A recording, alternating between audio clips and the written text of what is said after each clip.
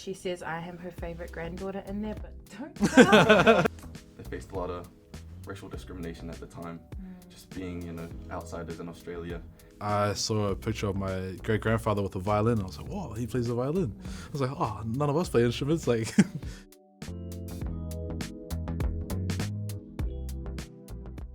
You can't talk about family history without also talking about record keeping. And today we're very lucky to have a number of different beautiful family records. And we also have some friends here with us today. kia ora everyone. My name's Nicholas. Hi, my name's Jeziah, and I'm really excited to share the story that my grandpa was able to pass on to me. And they have brought special records from their ancestors that they're going to share with us about how they kept records for their family and for their future generations today. Cool. I guess the first thing is this beautiful type of cloth that we have here. For myself, I'm part Tongan, so in our culture, this was a way for us, or for people back in those days, to be able to keep a record of what happened or where they're from, the places that they've been to, and who they interact with. So we have an example here. If we could lift that up. Cool. And so as we can see from like the different patterns on here, each of them kind of share a part of the story, or a part of where our family connections come from, who they were, what they interacted with, what they did, and things like that.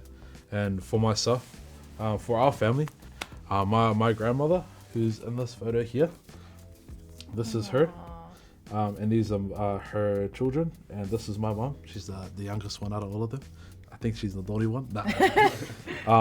But this is my grandmother, and she always did tapa cloth, did a lot of art. But also with that, she also kept a record of like everything. And so this was her book also. And so within this book holds like a records of our family, past and present. And this has been a cool, awesome record keeper for us, because it helps us to know where we come from, who we're connected to. And it's so funny seeing a whole bunch of different names and a whole bunch of different families in here, because I see them and I think like, oh, I'm pretty sure I've met a Dalfa somewhere. Like, I'm pretty sure our family's connected somewhere, or Muffy, or whatever other island names there are out there. And it's funny to see them in here and be like, whoa, I think we're somehow connected. And so I'm real grateful for my grandma for having that, for keeping that, and having that mindset of always keeping a record, because now we have that with us today, and I can show that, and I can read that, I can go through it for myself, and Yeah, thank you for sharing. It reminds me of the scriptures that also talk about family history, and it talks about this person beget this person and this person, and that's basically what your grandma has done there. So that is beautiful. Have you had a chance to go through other things in that book before? Yeah, so in here she's written my immediate family as well. So she's written about my dad, my mom, my siblings, where we're from. My grandma was real good at keeping birthdays. So, if it was your birthday, you're guaranteed to get a call and $20 maybe. And that was really cool. Yeah. Oh, that's awesome. Well, thank you so much for sharing. I also know that Jeziah has some records from his grandparents that he's going to share a little bit with us. Do you want to tell us about what you've brought for us to see today? Yeah, sure. So I'm half Samoan, but I also come from Finnish lineage. And so my last name is Stevens, and I've been born and raised as Stevens. But if we look back on this book, you can see that the name is Koko, a lot like Koko Samoa. But this is our family's last name, our original last name, and if nothing had changed, I would be known as Jeziah Koko. That's cool. Yeah. Wow. And that's on your Finnish side. That's on my so Finnish that's side. not even your Samoan side. No. So this is a Finnish. It's a very Finnish name, I've heard. Were there some Samoans that lived in? Oh, maybe. The reason that my name is Stevens now is because a long time ago, when my grandpa was young, they migrated from Finland. This is them here, and this is him and all the siblings. They're getting on a plane to leave to Australia. Oh, wow. Is that like a newspaper article or something? This is a newspaper from 1958. Wow, and it's in Finnish. It's in Finnish, so don't ask me what it Yeah, says. I do not recognize any of those words. Wow, and that's your This is my grandfather here. Wow. That's cool. And so as they moved to Australia, this was the name, Koko. But they faced a lot of racial discrimination at the time, just being, you know, outsiders in Australia. And so they wanted to do their best to fit in. And so my grandpa's sisters, they went through the yellow pages with all the books, all the names from people in Australia, and they saw the name Stevens, and like, they really like this name. That's the one. That's the one. And so they went and they legally changed our name to Stevens, and so that's how I got my last name. Wow. Bit of a different story. Yeah. And so this book here is published and finished, and it just holds names from starts in the 16th century. Ooh. And it carries on until my grandpa. And so this book here, also in Finnish. Also words I've never seen before. So this is my great grandfather. His name was Veikko Kokko. And it shows here that in 1967 he became an Australian citizen. And so that's the date that he was able to place his roots in Australia, and that's where he was able to grow his family. And a bit of an interesting story there. And I know you said obviously you don't speak Finnish, or Finland is a far away place from the Pacific, but how does it feel to have a record like that to be able to refer to?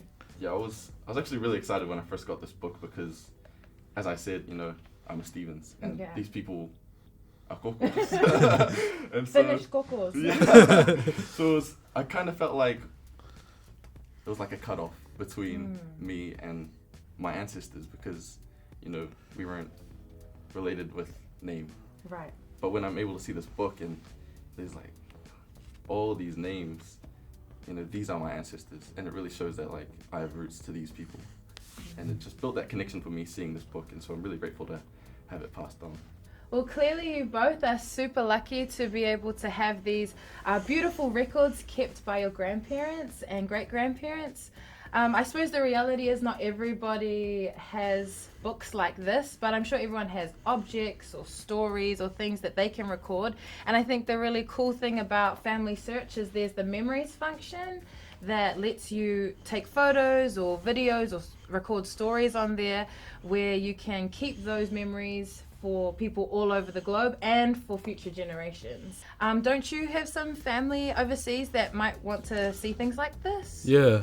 So I got lots of family over in Australia and America, and many of them might not have the opportunity to have the book, right, or other photos, or know what my grandmother looks like. And so that's why memories is so important. It's so cool because when they look back and they see, or they want to search up who Luisa Koloa is, and they can look back and see, oh, that's what she looks like. Because I remember seeing that for my great grandparents. I never got to meet them, but getting to see what they look like. I saw a picture of my great grandfather with a violin. I was like, "Whoa, he plays the violin." I was like, "Oh, none of us play instruments. Like, where did that come from?" But it was cool, and you get to see like, oh, like there's another connection. Like, oh, we sort of look similar, things like that. So, yeah, memories is super cool. One way that we use it now is my mom records my grandpa's stories. He'll be sharing something or be talking about something, and she'll sit there with her phone camera and just record that. Wow. And it's super cool because now future generations get to not only see my grandpa, but they get to hear his voice. They get to hear what he tells us, and yeah, it's cool, really cool. Yeah, I know for my family, I've been able to see photos and videos like you that I've never seen before because some of my family overseas have uploaded them, and obviously we don't see each other very often, but you see what they have in their collection and then you put up what you have, and together you build memories about a person who's no longer with us, and it helps you to know them and to feel close to them even though they might have passed on or even though they're far away. Yeah, definitely. But I know you have another special record here that's important to you. Do you want to tell us a little bit about this book? Yeah, so this here is the Book of Mormon translated in Rarotongan. So as well as being half Tongan, I'm also half Rarotongan. So my dad just calls us Rarotongan. But it's super cool because my grandmother helped with the translation of the Book of Mormon within Rarotongan, within that language.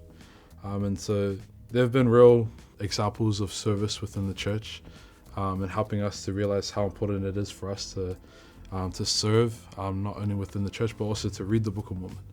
And so I feel blessed to kind of have that, and just to know that my family is also connected to the gospel. Yeah. So have you read it? Have you read it yet in Rarotongan?